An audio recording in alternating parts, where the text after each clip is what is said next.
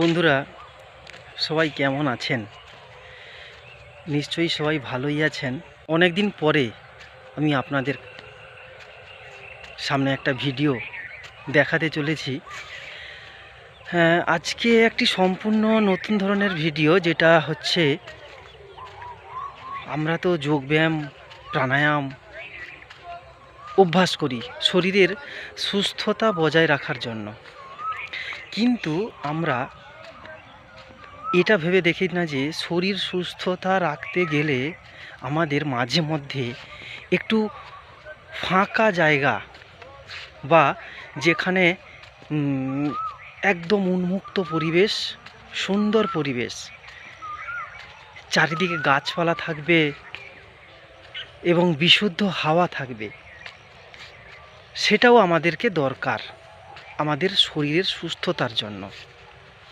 তো আজকে আমি আপনাদেরকে দেখাবো এমন একটি সুন্দর পরিবেশ, এবং সেটা প্রত্যন্ত গ্রামের পরিবেশ।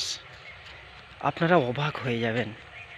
হয়তো কেউ কেউ দেখেছেন, আবার অনেকে দেখেননি। যারা শহরে বসবাস করেন তারা তো এই গ্রামীণ পরিবেশের থেকে সম্পূর্ণ একটি জনবহুল এলাকায় এবং ইট পাথরে ঘেরা বিল্ডিংয়ের পর বিল্ডিং বানানো ঘরের মধ্যে থাকেন, খুবই ব্যস্ততার মধ্যে থাকেন।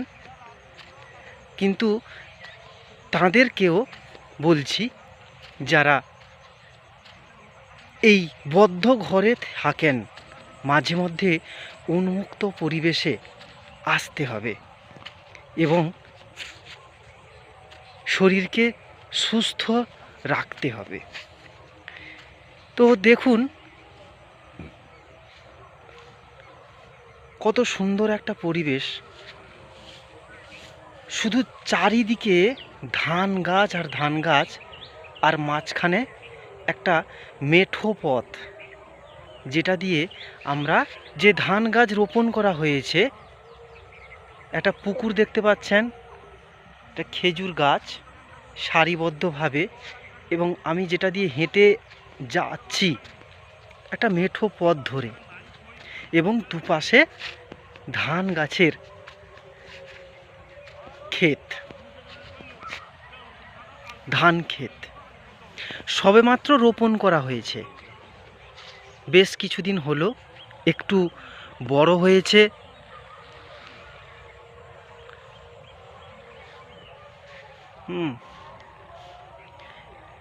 এত সুন্দর পরিবেশ হয়তো যারা গ্রামে আসেন না তারা পাবেন না।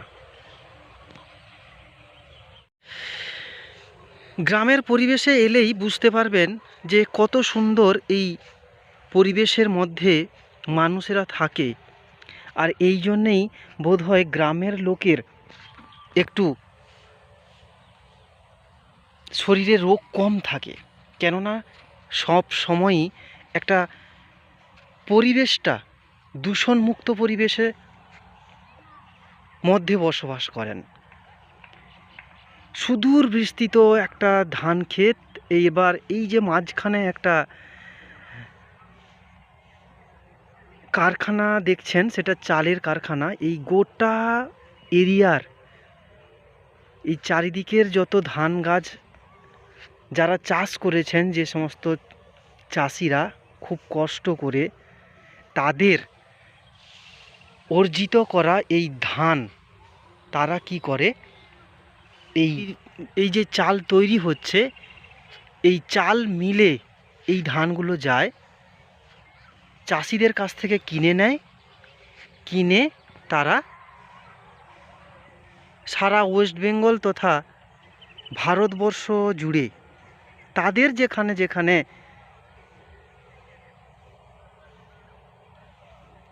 ডিস্ট্রিবিউটার ধরা আছে, সেখানে তারা পাঠিয়ে দেয়। তো এই ক্ষেত্রে একটা চাষিদের একটা বিশেষ সুবিধে, তারা একটা মোটামুটি রেঞ্জের মধ্যে ধান বিক্রি করতে পারে। ফড়েদের হাতে সাধারণত তারা পড়ে না। এই ধানটা, এটা শীতকালে চাষ হয় আর কি। এটা আবার উঠে গেলে আবার বর্ষাকালে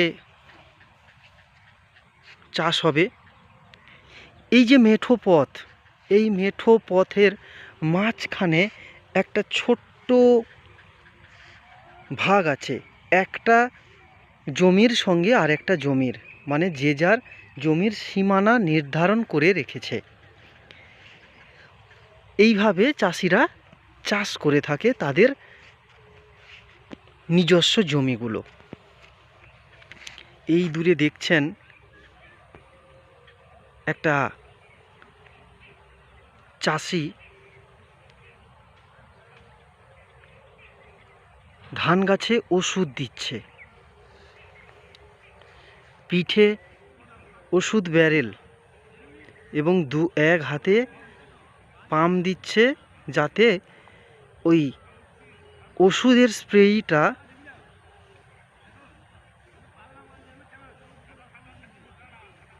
বেরিয়ে ধানের যে পোকাগুলো আছে সেই পোকাগুলো মরতে পারে এবং ধান গাছ সুরক্ষিত থাকে তার জন্য।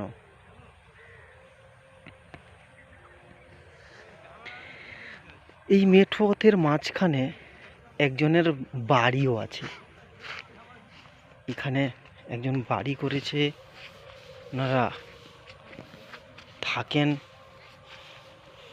বাইরে থেকে এসেছেন।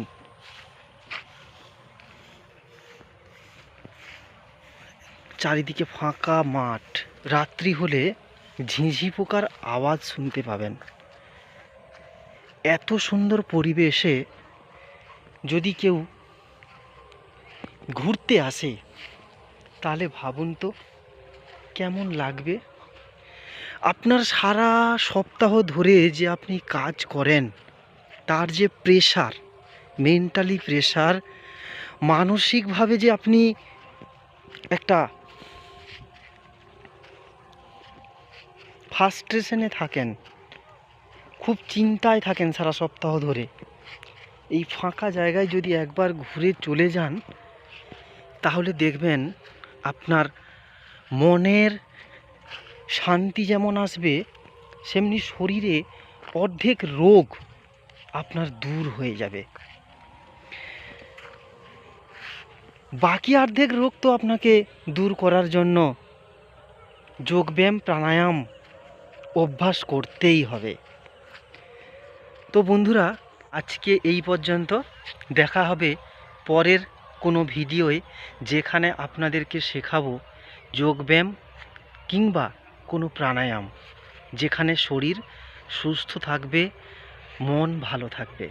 সবাই ভালো থাকুন, সুস্থ থাকুন, সর্বদা এএসবি যোগা টিপ চ্যানেলের সঙ্গে থাকুন।